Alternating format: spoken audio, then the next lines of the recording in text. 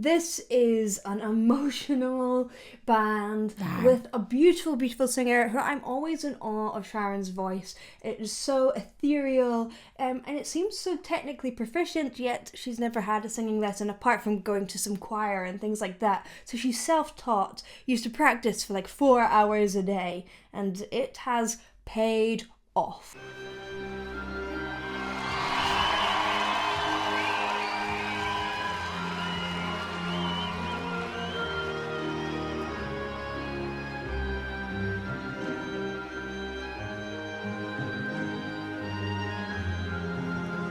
Is that an oboe or a corambline? I think it's an oboe. You don't hear that very often. Woo! So dramatic. I love it. Fire.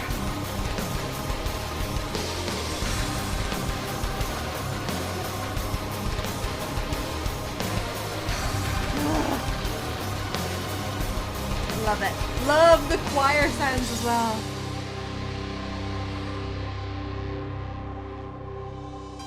I can see when you stay though nothing happens.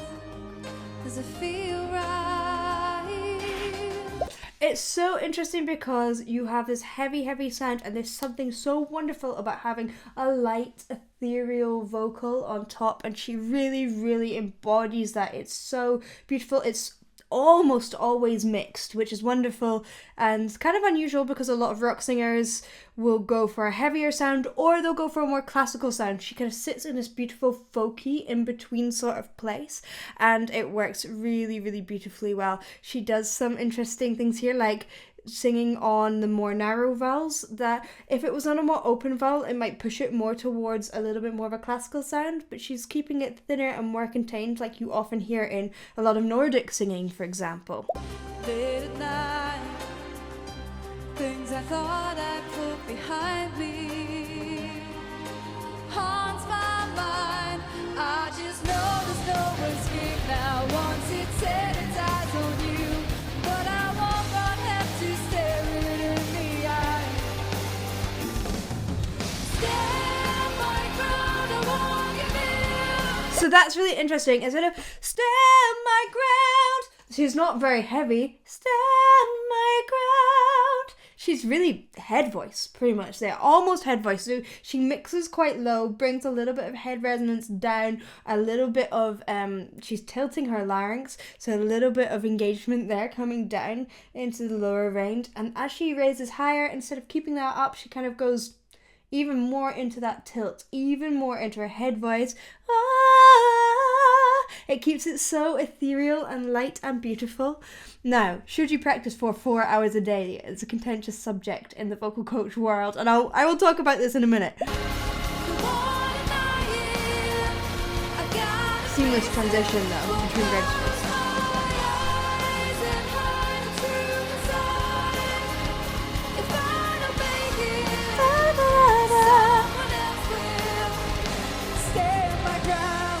And then you've got that real contrast of stand my ground.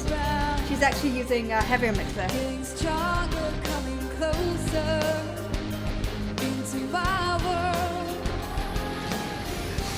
I can feel there's time for me to face it. Can I take it? Though this might just be the ending of the life I held so dear, but I won't run, there's no turning back from here. Stand my ground, I won't give in. It's so interesting because my instinct would be to go even bigger, and by stepping back and going to her head voice,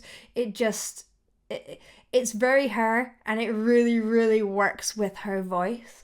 Now, it's interesting, again, it kind of shows, because actually a lot of people would teach you to go, right, the chorus, it's that big place, and go to that heavier place, but because she has kind of constructed her own voice, then it means that she isn't necessarily going to the same place as everyone else, and that is what is great about her voice as well. And I really think it's interesting, this 4 hour practicing a day thing, because can you do that?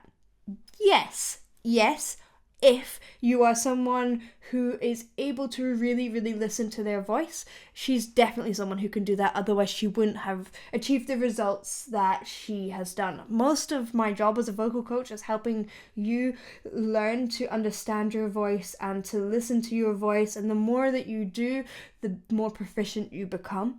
And she is doing that very well naturally, or trained herself to do that very, very well.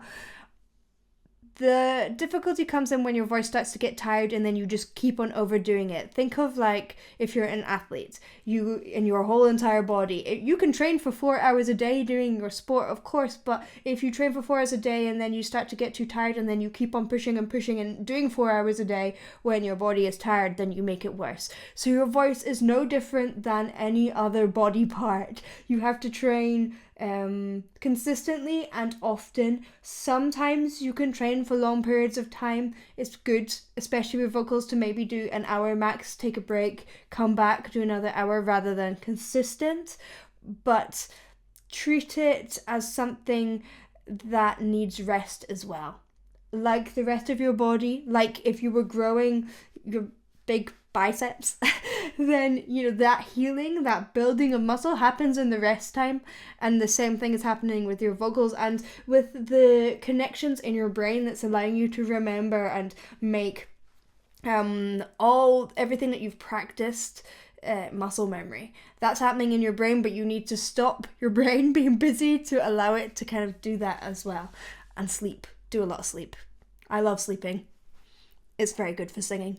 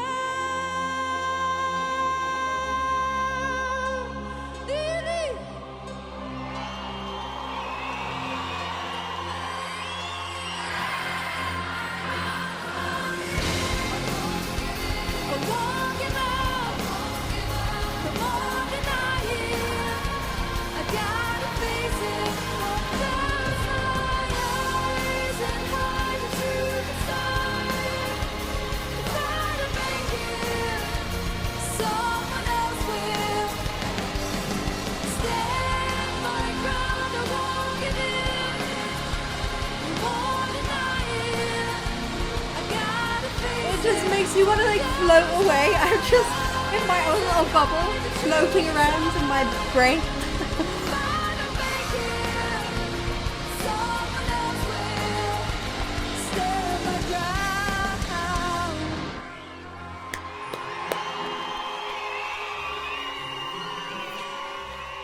It's interesting as well with her physical movements. Now, she is someone who travelled around the world and says that her stage performances and her physical movement, she takes a lot of influence from Balinese dancers. I don't know if you've seen Balinese dancers, but there is a lot of the hand shapes that she's actually doing right here. My sister studied it, so yeah, very cool. Super natural! Interesting voice. Beautiful. A beautiful and interesting voice, and I love how she just has really, really trained and understood her voice, and I think that is something that all those great untrained singers do.